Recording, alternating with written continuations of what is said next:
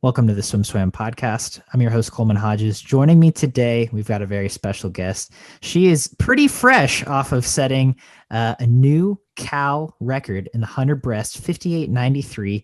Before that, she was at Texas in the U.S. Open, and now she's back in Texas. We've got Emma Rajic. Emma, how's it going? Hi, I'm good. How are you?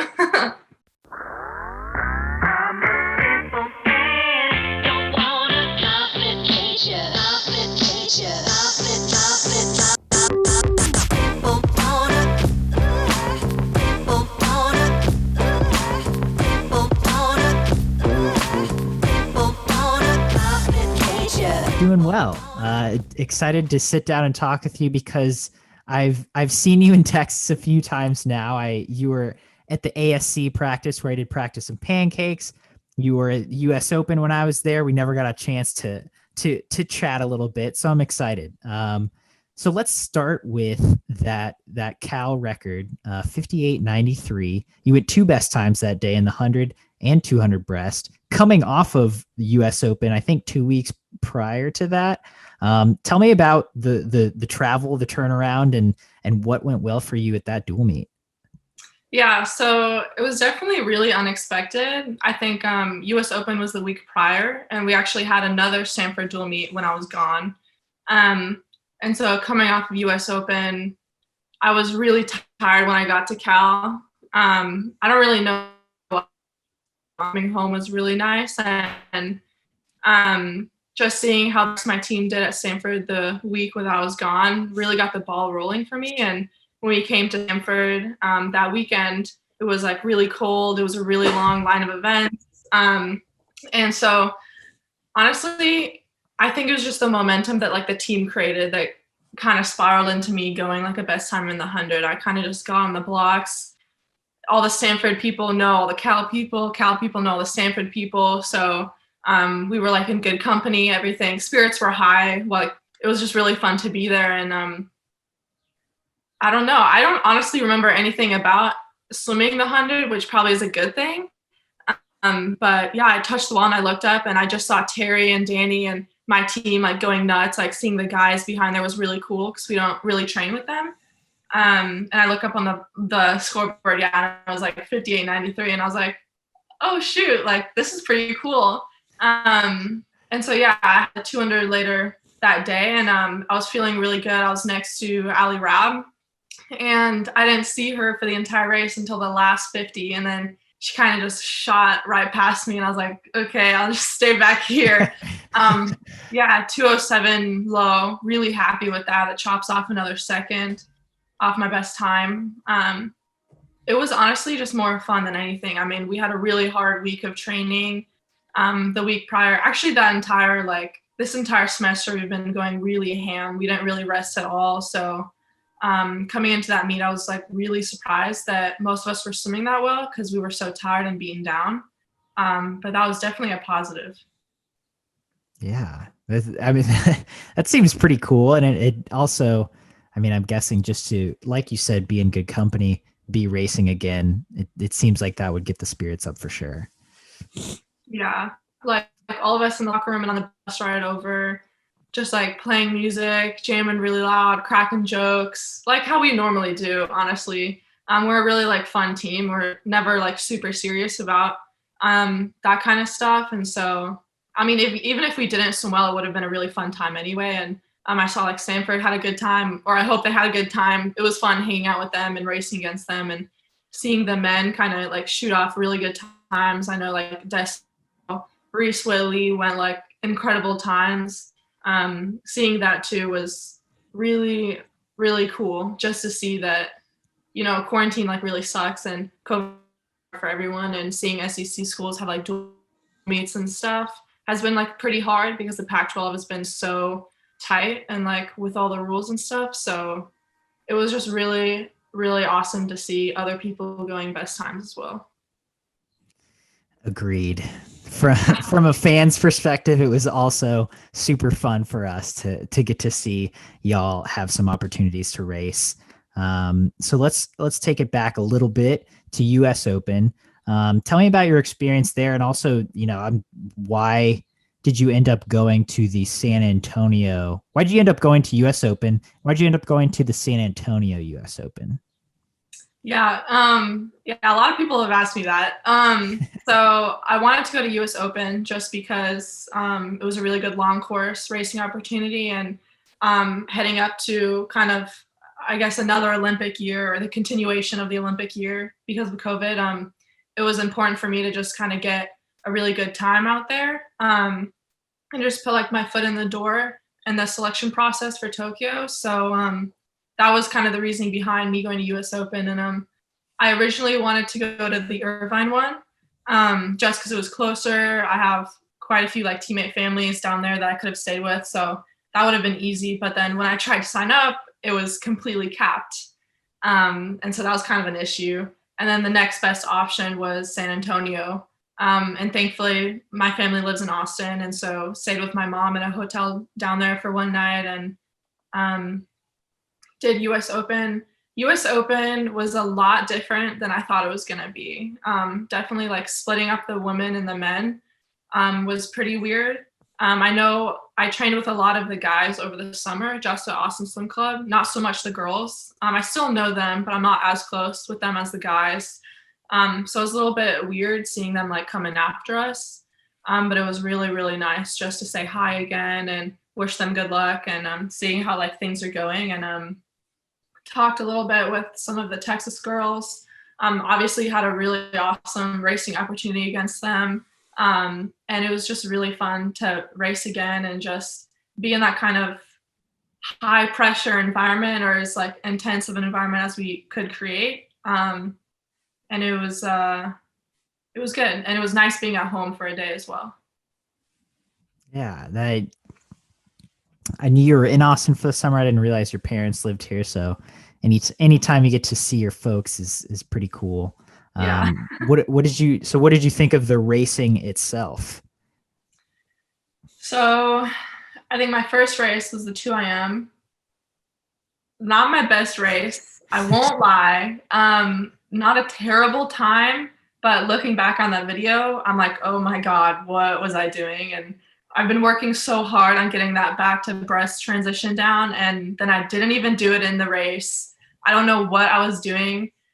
I remember going down the last 50, the freestyle leg, and I was just like, just get my hand to the wall, like beat other people, just get it done. And that was honestly as much as I thought of it. I didn't really spend too much time thinking about it. I mean, first race since like end of February. Really weird. I was shaking a lot on the blocks. It was just like so crazy. And then later that evening, the 100 breasts, a best time by like, I think half a second. That one was really, really cool. I had obviously Anna Ellen Dent, I'm not sure if I said her name right, and Lydia Jacoby from Alaska. And they're really, really sweet girls. And racing them was really, really fun just because behind the blocks, obviously you can't joke around too much or talk a lot because you have your masks on, but they were really nice, and we were all just pumped to be racing again. And that race was honestly just something like out of happiness. It wasn't even like, oh yeah, like let's go racing time. It was just like, oh my God, I'm racing again. Like, yes. And then the 2 breasts the morning after hurt a lot. It was not my best race again. Seeing Madison Cox so far ahead of me was definitely something I see. Just in like a training perspective and a racing perspective, that, yeah, watching her on tape too was really cool, and just seeing how far like ahead she got of me was really cool. And I'm definitely gonna remember that in the next couple of practices. Yeah. It's very refreshing to hear how uh, how highly you regard your competitors. It seems like you have a lot of respect, and you actually like the people you race, and even you take time to get to know them, and that's really cool. Thank you. Yeah, I don't know. I like meeting new people, and obviously grew up in Illinois, met a lot of people there, came down here before college, met a lot of people here, met a lot of people in Berkeley, obviously traveling abroad, I met a lot of people. And I feel like you've come to realize that like swimming is an individual sport, but at one point it becomes such a community that it's honestly more about like meeting new people and seeing what other people are doing and hyping each other up than it is just focusing on yourself, because it gets a little lonely if you're just kind of swimming for yourself all the time. Man, I don't usually get these kind of wisdoms until like the end of the podcast. We're just like 10 minutes in. We're just getting to the good stuff right away. I like it. I don't really know where that came from. We had a 2-day road trip from Berkeley, so I'm really exhausted. So maybe that's why. No, I think it's good. I think that's really insightful, and I think that's true. I think a lot, it takes a lot of people their entire careers to kind of get that across, or even, when they retire, they look back, they're like, oh yeah, most of what I remember is like the relationships and the people I met, and not so much like what time I win at this meet. Yeah, I've heard that a lot. So kind of putting that in the back of my brain. Yeah. All right. Sorry. We can get back to swim nerding it up. Let's back it up a little bit further. When did you get back to Berkeley from Austin? After quarantine, Yes. I want to say end of August, I believe. I went to Portland for a little bit. My sister lives there. So I went there to see her because I haven't seen her in like half a year at that point. And I stayed with her a little bit there. Obviously didn't train because no pools were open, but yeah, I headed down to Berkeley end of August. Okay. Nice. Does your sister swim at all? She used to swim at Indiana, IU. She was a sprint freestyler. She only swam her freshman and sophomore years though, and then she kind of called it quits. Nice. Okay. Yeah. But so I mean, swim sibling, she gets it. So and then you head down to Berkeley. Did you feel pretty good about where you were starting this, athletic semester, academic semester, just kind of getting back to Cal? Yeah, I'd say I felt pretty good. I mean, obviously quarantine and COVID made things incredibly difficult to even get back, and we heard a lot of stuff about getting back in like June, July, and then it kind of seemed like we were never really going to get back. And we had, our team had 2 meetings every week. I actually took a class over the summer, so I was only able to attend one of them. And I feel like every meeting, Terry was just like, it's not going to be this week, guys. It's not going to be next week, but just like keep holding on. We can do it. And at the end of quarantine, we started playing a ton of games on Zoom with the team, and we split up into little groups, and my group made Mad Libs, and so the rest of the team had to fill in the Mad Libs, and we did Mad Libs about like winter training and like Hawaii and things like that. And I guess kind of just going over those memories with the team over Zoom made it so much easier to get through quarantine and COVID. If we didn't have those meetings every week, I don't know what I would have done. And so, yeah, when we got back to Berkeley at Cal, it kind of seemed like a new, fresh start. I mean, nobody really knew where they were training wise. Everyone came from such different backgrounds or like opportunities that they had back at home. And Terry definitely got the ball rolling real fast. We jumped right into training. But honestly, that's all any of us really wanted. None of us wanted to mess around and do like 25s drill, 25 skull. We just wanted to get like hammered. And that's been going on since the start of when we came back. So that's pretty nice. Academically, I'm not gonna lie, Zoom University is not my favorite. It did make things really hard just to focus and look at a computer for that long. Yeah, that was not fun, but I mean, it's over now. One more semester, hopefully only one more semester of Zoom University. Yeah, fingers crossed, honestly. So I guess we just got to do what we got to do. Yeah, I'm so glad I'm not in school right now. I don't envy you at all. I would not. That sounds hard. Although this is my job, so I just do a bunch of these every day. So I guess maybe it's not that different, but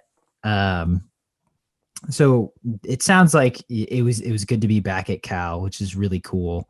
It seems like a lot of schools got to return to some form of normalcy. At least the swim teams did, which is, yeah, much needed, much wanted. So let's back it up even a little further.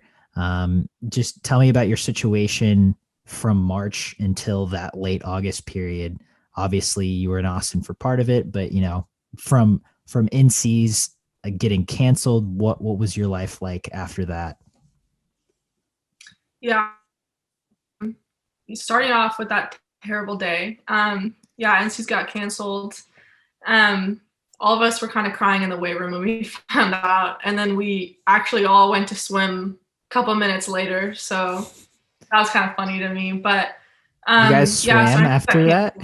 Yeah, so we walked from the weight room, crying in the weight room, kind of sat in a pool. Somebody brought like cupcakes or something. I don't really remember. I was too upset to eat. I looked at, I think it was Alicia, my roommate, Alicia Wilson. We looked at each other and we were like, well, I guess we'll just train for Tokyo now, like try to make it to the Olympics. And then we just hopped in the pool.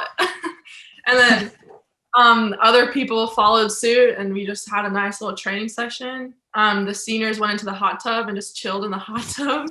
So it's pretty funny. That sounds like the saddest training session ever.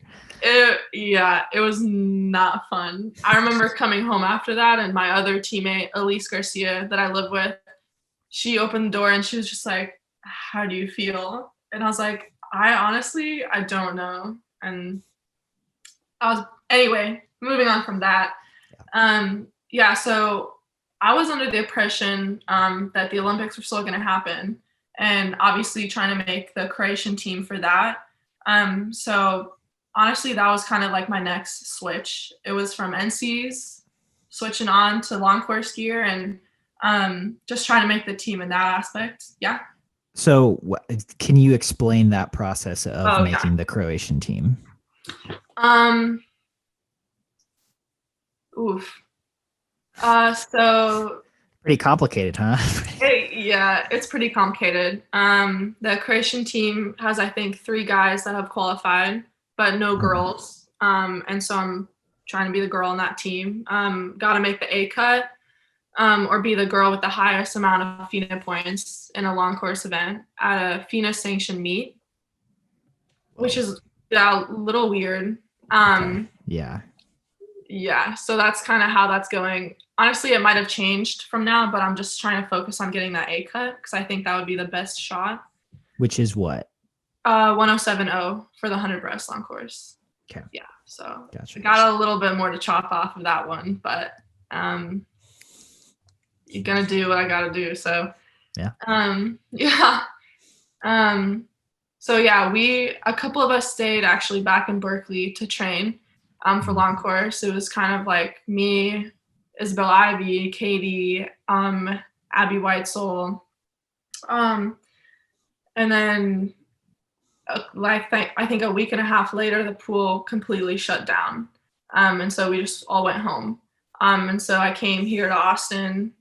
I don't even know when, but obviously the pools here were shut. And then I think a month later, Austin Swim Club opened up. Immediately jumped on that, got back into training, met a lot of new people there, had a lot of good training sessions. I did, I think, doubles like twice a week, singles the rest of the time, some weights that we could get in. I remember you came for practicing pancakes. That was the most fun practice that we've had. I've always wanted to be on that. So that was life dream accomplished. I watched those things all the time. Awesome. Oh, yeah. I'm a really big SwimSwam nerd. I love watching those kind of things. Wait, remind me what you guys did that day, because I remember thinking this is a pretty cool workout. So I don't remember exactly, but I remember doing a ton of 50s fast. Okay. Yeah. That's honestly all I remember, but it was just really fun. You came to a good one, or we had planned that you would come to a good one. So, nice. Yeah. Yeah. I don't know. I feel like I'm missing something. Oh yeah, I took a class over quarantine. I took Bio 1A, which was really hard, but really, really glad I did that. I think that honestly, as hard as it was, it made it a lot easier to go through like day by day and not knowing if we had a season or if we could come back to Berkeley at all. Just because I was so like enwrapped in bio, I had like 2 quizzes per week and a big final, and it was rough. But knock on wood, that's over. It might come back. Yeah, I'm not going there yet. That's what's your major, or do you have an area focus? So I actually declared early this semester, finally. So I'm majoring in molecular and cell bio with an emphasis in genetics. So yeah. Wow. Sounds smart. That sounds like a lot of bio. You took bio 1A, you said? Yeah. Which I'm assuming is like the intro bio. So, okay, funny enough, that's what I thought. Turned out to be kind of just all about like the cell, and then a ton of physiology and like human anatomy.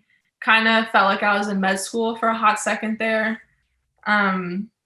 And then this semester, I actually took a bioengineering class that had more stuff about making tumors and other things and a bunch of math that I did not understand. Took another bio class about plants and evolution that was hands down the most boring class ever. So I'm really happy I'm done with that. Bummer. I'm reading this book about plants right now. It's called The Overstory. I don't know if you've heard of it. It's really interesting, but I guess you wouldn't like it. Yeah, I think I'm done with plants for a little bit. Fair enough. Okay, sorry. Back on track. Swimming. So you trained at ASC this summer. By the way, if you haven't watched that Practice in Pancakes, you should watch it, only because ASC's facility is one of the nicest pools, let alone club pools, I've ever been to. They have their own weight facility on site. They have like, how many long course lanes is it? Do you know? Like maybe 10? I think 10, yeah. Yeah, so 10 long course lanes by like 24 short course lanes or something like that. Really nice, outdoor. It's a great facility. So when you got back to Cal, it had been 4-ish months. You had some time out of the water. You had some time at ASC. I mean, obviously not the norm, or not what you had expected those months to look like. Did you feel different in the water? What do you feel like you had gained from that time, summer at ASC, not being in the water? Yeah. I think physically, I was just right at where I left Cal. I think I did a good job of maintaining like my feel for the water and kind of just focusing on what my body needed and not so much what we were doing as a group. I spent some time I learned how to do a backstroke start with Alvin from Texas. Don't know if I'll ever do a backstroke start again, but at least I know how to do it. Spent some time with skill. Yeah. Spent some time with some breaststrokers doing some underwater pullouts. And so I think technique wise, I like gained quite a lot, honestly. Just meeting people from like different kinds of college like programs, and obviously having some of the Texas Pro people there. They obviously have a ton of knowledge, and asked a lot of questions about different things. And yeah, so I definitely gained a lot of different people's perspectives on training. And our coach, Casey Melzer, was a breaststroker at Texas as well. So he had a ton of different like tips and knowledge about breaststroke, which I was really fortunate enough to have at my disposal, honestly. So I think technique-wise, it was definitely like an oasis, I guess. And then physically and like the weight room and stuff, I had a really good training partner. She goes to LSU. Her name is Brittany Thompson. We're really close friends, and I actually can't wait to see her tomorrow morning. But we pushed each other so hard the entire summer. I mean, she was definitely like one of my only motivations to come to practice, because some days I'd feel so just like low about the situation and so down. And Brittany would be like, all right, well, get up, like get your butt to the pool. And I'd be like, oh man. And then we'd go like crush a workout. So I think in that aspect, training at ASC was definitely a blessing. Like such an incredible opportunity, honestly, in a time like this, and seeing how other teammates didn't have pools for so long or had to like tether themselves to train in their backyard pools and having no access to a weight room the entire time. And hearing that and checking in with that every week made me feel really fortunate to be able to go and train at Austin Swim Club, let alone having the people that I did at the time. And so when I got back to Cal, I was just kind of mindful of that. And I knew that other people weren't at the level that I was, like physically and mentally, I guess. So quarantine was really hard, yeah, but Austin Swim Club definitely made it a lot better in terms of training and swimming. Yeah. I mean, that's really cool. And especially the technique. I've talked to a few breaststrokers lately. And one theory that's been thrown out there is that on breaststroke, it's more about keep maintaining technique and feel. Like you don't have to be as aerobically in shape to go fast in breaststroke as you do other strokes. Do you have an opinion on that theory? I think I'd have to agree with that theory in partially. I think feel for the water and technique is incredibly important. And just kind of knowing what your body needs to go fast in the water. But I'd also have to counter that though, because this past semester, I'm probably have been in the best aerobic shape I've ever been in. And I've also been swimming the best I've ever swam. So I think there's a good balance between the two, but I think you could get away with less aerobic work for breaststroke. So not a bad theory. I'm slowly building case studies. I'm slowly getting little bits of information from breaststrokers. I'm going to publish it soon. Keep your eyes peeled. So it sounds like, yeah, I mean, it sounds like you've had a good semester. It sounds like you were able to get through the worst part of quarantine, knock on wood. Yeah. I can't help but notice that you have a ton of books behind you. Is Harry Potter one of them, or 7 of them? Yeah, all right there. Okay, gotcha. I was wondering. I was like, that kind of looks like Harry Potter. Are you a big reader? I used to be, and then when school got hard, have not really touched a book since, to be honest. So makes sense. Did you read it all over when you were out of the water, or over the quarantine? So I kind of tried to, and I started quite a few books, and then to like chapter 3, I could not like get past it. So probably should have been better about it, but I think I'll give myself a pass, knowing like how hard that time was. Agreed. I think reading should be fun, and if you're having fun, do it, and if not, put it down. Yeah. That's my take anyway. Cool. Sorry, I was just curious. So heading forward, you're back in Texas now, assumably for the holidays. In the next couple months, couple weeks, what's your swimming like? What are you looking forward to? Just moving forward into the immediate future. I wish, I had a solid answer for what's coming in the immediate future, but I don't think anyone really has a clue.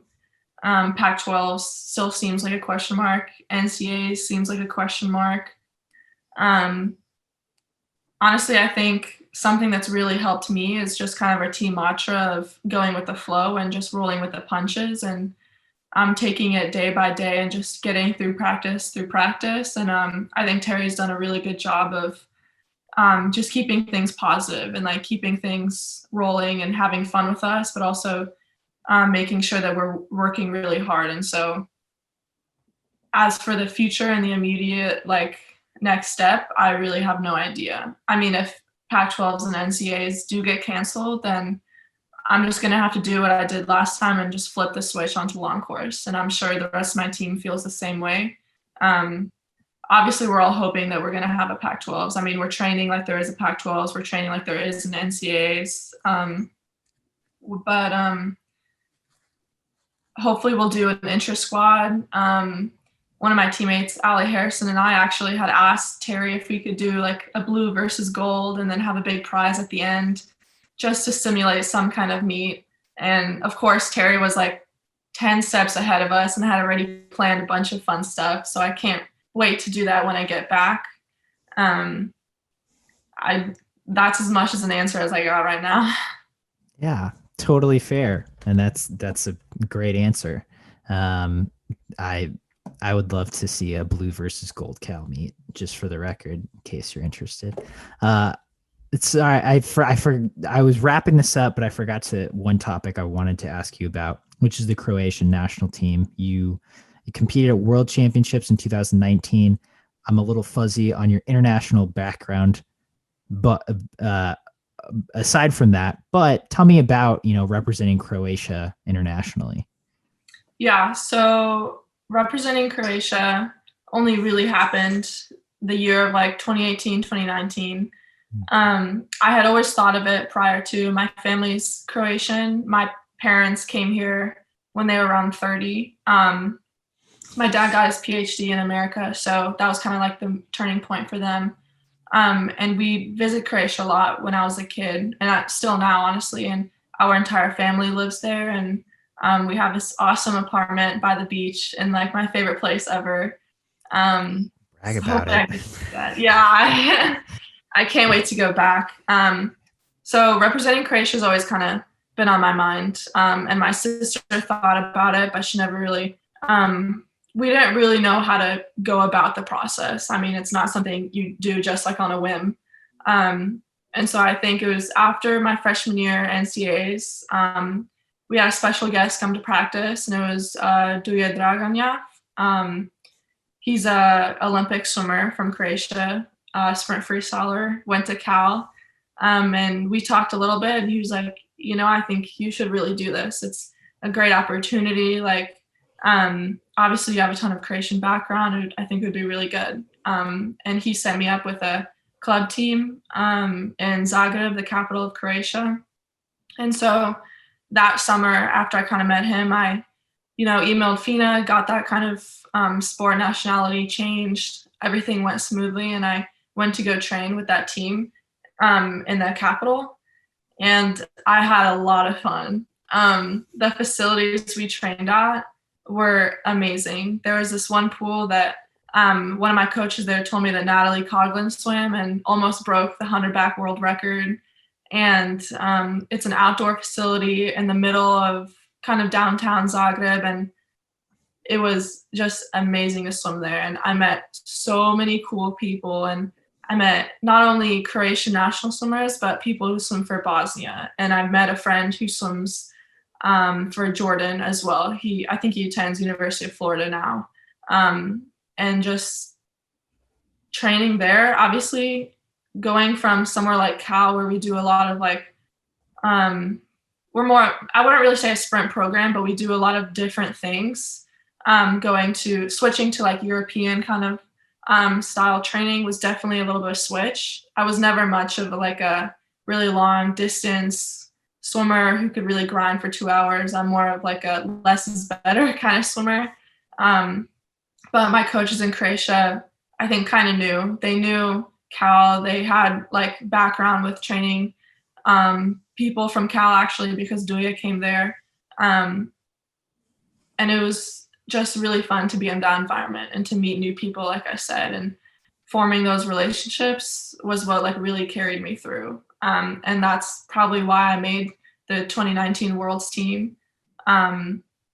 Just knowing that I had a team that honestly I barely really knew would be 100% behind my back, and seeing my coaches get from there so excited for me and like cheering me on, and for me getting to cheer like my teammates on and forming that relationship with them was really, really integral with me. And I got to stay in my mom's childhood home for like those couple of months with my aunt. And so kind of spending a lot of time with her, spending a lot of time in Croatia itself and kind of reconnecting with those past roots was really awesome. Working on my Croatian, the language itself.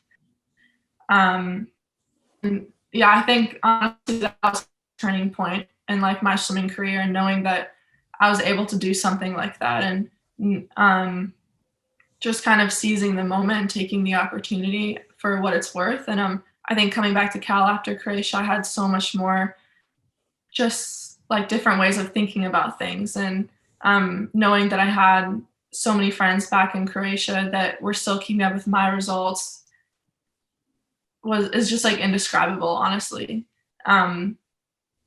It was a really amazing time, and I had obviously built a really good training base in Croatia, and so coming back to Cal, training was awesome, like went right off the bat, sophomore year, and yeah, everything like crashed, but I've been keeping up with them still and contacting my coach a lot, and they got shut down recently. They were in the pools for a long time, but then they got shut down. So that kind of sucks, and hopefully be going there in a couple months to train there again and put my foot in the door for 2021. So yeah. Nice. Was this outdoor facility nicer than ASC? Oof. Honestly, I think knowing the history behind that outdoor pool, and just the location wise, I think they're just too different to compare. They're amazing in their own aspects. It's a very diplomatic answer. Fair enough. It sounds like a really great experience. That sounds really cool. And like you said, a great learning opportunity to get a lot of different perspective, to gain a lot of camaraderie. It's awesome. Congrats on such a cool experience. So now as we're wrapping up here, Emma, do you have any parting thoughts? We've covered a lot of topics, but moving forward, like you mentioned, a lot of uncertainty, but you just kind of put your head down and train like we know what's coming and roll with the punches, as the wise Terry McKeever says. Any parting thoughts before we sign off today? Thank you for having me on here. I guess that'll be my final thought. I wish I had something really wise to say, but I think I've ran out of wisdom here. So thank you for having me. I've really enjoyed this. And I'm really looking forward to seeing what else SwimSwam puts out there and keeping up with everyone across the country swimming. It's really exciting seeing other people swim really fast. And I can't wait to see what happens in the next couple of months.